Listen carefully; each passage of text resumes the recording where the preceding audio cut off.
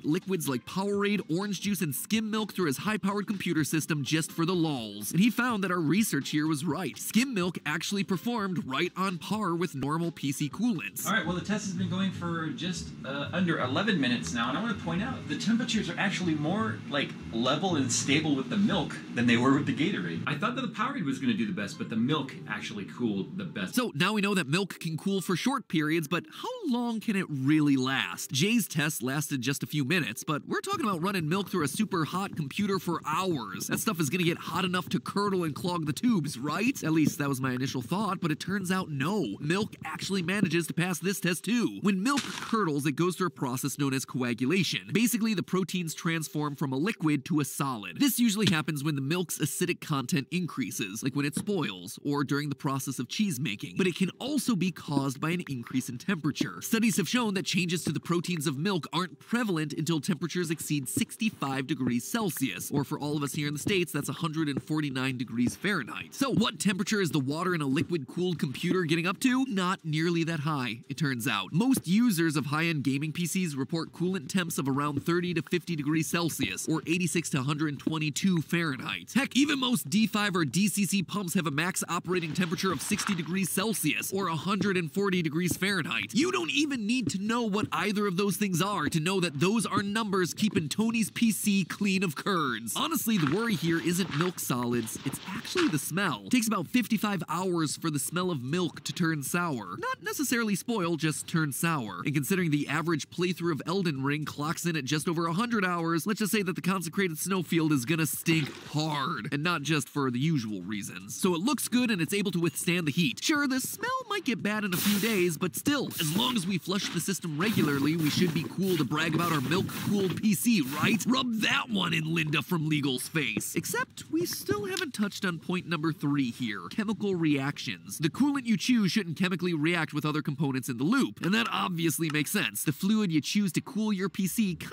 is gonna fail at its job if it's also ruining your PC in the process. And this, my friends, is the major problem with milk. You see, around the 1930s, Big Dairy had itself a problem. All of its metallic equipment was having unusually short lifespans due to corrosion. And when they went to investigate the cause, turns out it was the milk.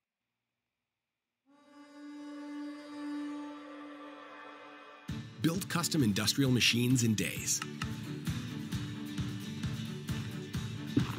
Design your machine in the simplest online CAD.